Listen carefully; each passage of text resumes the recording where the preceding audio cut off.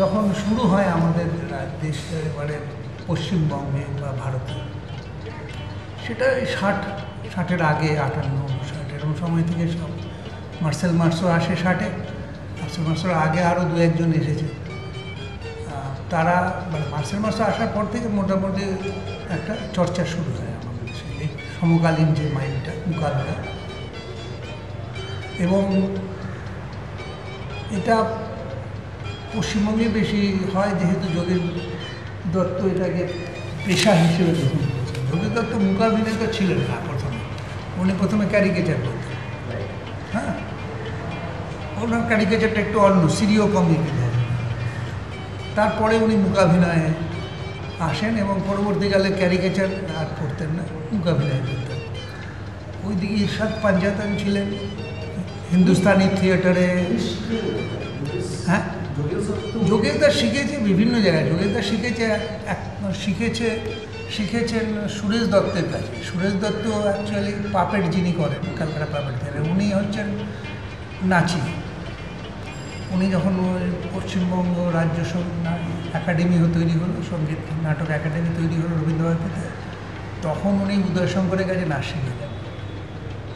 এবং উনি তার পরবর্তীকালে উনি আর শিবশঙ্করন স্কলারশিপ নিয়ে রাশিয়া চলে যান শিখতে। তো রাশিয়ায় যে সুরেশ দত্তর নাচের সঙ্গে সঙ্গে উনি ড্রাফটসম্যানশিপও করেছেন, ছবি আঁকতে পারেন, ড্রয়িং করতে পারেন, ছবি আঁকা শিখেছেন। তো উনি ওখানে গিয়ে দেখলেন যে ওব্রাজবের পেলেন। তখন ওর কাছে দুটো প্রস্তাব আসে, তুমি নাচি হবে না পাপেট্রিতে যেতে চাও? তো বলে আমি পাপেট্রি শিখতে চাই। কারণ সুরেশদা তার হাইট এবং চেহারাতে উনি বুঝতে পারছিলেন যে আমি নাচিয়ে হলেও ওই জায়গায় পৌঁছতে পারব। উনি তখন পাপেট্রিটা শিখে আসেন ওব্রাজবের কাছ থেকে। তারপর থেকে উনি চলে গেলেন। সুরেশদা এই আসার পরে তখন 60-তে মার্সেল মার্সও 3 দিনের একটা ওয়ার্কশপ করছিল বোম্বেতে, মাদ্রাজে এবং ব্যাঙ্গালোর আর বোধহয় কলকাতায়। 3 দিন করে 2-3 দিন করে ওয়ার্কশপ করেছিল। ওইখানে সুরেশদা অ্যাটেন্ড করেছিলেন। এবং সুরেশদা খুব ভালো অভিনেতাও, যেহেতু নাচটা জানেন, কথাগুলি নাচ প্রধানত সুরেশদার কাছ থেকেই শিখেছে। অন্য রাজ্যে এগুলো হলো না এই জন্যে, যেমন ইরশাদ পাঞ্জাতনের কথা বলছিলাম, ও হিন্দুস্তানি থিয়েটারে ছিল। ওর সঙ্গে আমাদের এখানে যে জারিন চৌধুরী আছে, ব্রিটিশ কাউন্সিল আর্টস অফিসার ছিলেন, উনিও করতেন সেই সময়। জারিন কন্ট্রাক্টর নাম ছিল। তো উনি বিয়ের আগেও করেছিলেন ওখানে, তো ওনার সঙ্গেও করেছেন। তো উনি চলে গেলেন জার্মানিতে, একজন জার্মান মহিলার প্রেমে পড়ে তাকে বিয়ে করে বার্লিনে সেটেল হলেন, যার ফলে কি ওই দিকটা খালি হয়ে গেল একদম। কারণ যোগেন্দা যেহেতু কন্টিনিউ করলেন, যোগেন্দ্র পরে পরবর্তীকালে আমরা মাঝখানে অনেকটা গ্যাপ, তার পরবর্তীকালে আমরাও তো আমাদের সময়ও অনেক আসে লোক, দল বানিয়েছে, অনেক দল বানিয়েছে। আমরা অনেক চেষ্টা করেছি, উৎসব তৈরি করেছি পশ্চিমে, প্যান্টোমাইম ফেস্টিভ্যাল নাম দিয়ে 10 বছর পর্যন্ত করেছি। কিন্তু ক্রিয়েটিভ কাজ খুব কম আমরা লক্ষ্য করলাম। এত পরিশ্রম করে আমরা 3 মাস ধরে সময় নষ্ট করে করি, কিন্তু একটাও ভালো কাজ আসে। আমরা একটা দল বা একটা লোক যদি বছরে 10 মিনিটে একটা কোনো ভালো জিনিস তৈরি না করতে পারে, তাহলে এই ফেস্টিভ্যাল করে আর কোনো লাভ নেই, বন্ধ করে দেওয়া হচ্ছে। তারপরে আমরা ন্যাশনাল লেভেলে ন্যাশনাল মাইন্ড ফেস্টিভ্যালের দিকে যাই, এবং তার ফলে আমাদের খুব তার মাঝেও আমরা অনেকগুলো ন্যাশনাল কালচারাল ক্যাম্প করেছিলাম। সেখান থেকে ছেলেমেয়েরা গিয়ে তারা সব নিজেরা দল বানিয়েছে, ভালো কাজ করছে বিভিন্ন জায়গায়। তো তারাই মোটামুটি আমরা এই যে ন্যাশনাল মাইন্ড ফেস্টিভ্যাল করি, তারাই সব দল নিয়ে, তাদের দেখে আবার অন্য দল আসছে, দল তৈরি হয়েছে, তারা নিয়মিত কাজ করছে বিভিন্ন রাজ্যে। সেইভাবে বেড়েছে আর কি মুকাভিনয়। মানে চেহারাটা খুবই ভালো, আপনি দেখলে এরকম মনে হয়, কিন্তু ভালো। কারণ প্রতি বছর স্কলারশিপ পাচ্ছে, ফেলোশিপ পায় মিনিস্ট্রি অফ কালচার থেকে, স্যালারি গ্র্যান্ট পায়, অনেক দল আছে মুকাভিনয়ের দল, স্যালারি গ্র্যান্ট পায়, প্রোডাকশন গ্র্যান্ট পায়, ফেস্টিভ্যাল করার জন্য টাকা পায়। আমাদের পশ্চিমবঙ্গে তিন চারটে দল ফেস্টিভ্যাল করছে মুকাভিনয়, হ্যাঁ মাইম ফেস্টিভ্যাল করছে গভর্নমেন্টের টাকায়। হ্যাঁ, অন্য অন্য রাজ্যেও করছে, শুরু হয়েছে আর কি, মণিপুরে করে, আসামে করে, আর অন্য জায়গায় শুরু হচ্ছে আর কি আস্তে আস্তে। বিদেশে যেমন মাইমটা থিয়েটারের মধ্যেই পড়ে না, মাইম একটা আলাদা আর্ট ফর্ম, আমাদেরটা থিয়েটারের মধ্যেও পড়ে, থিয়েটারের লোকেরাও আমাদের ব্যবহার করে মাইম, নাচের লোকেরাও কিন্তু আস্তে আস্তে আসছে। তাহলে এখন আমাদের ডিমান্ডটা খুব বেড়েছে আর কি। আগে যেমন হতো যে মাইম ছোটো মোটো করা, মাইম ইউরোপিয়ান আর্ট, মাইম মানে কিছুই নয়, মানে আমাদের দেশজ ব্যাপারই নয়।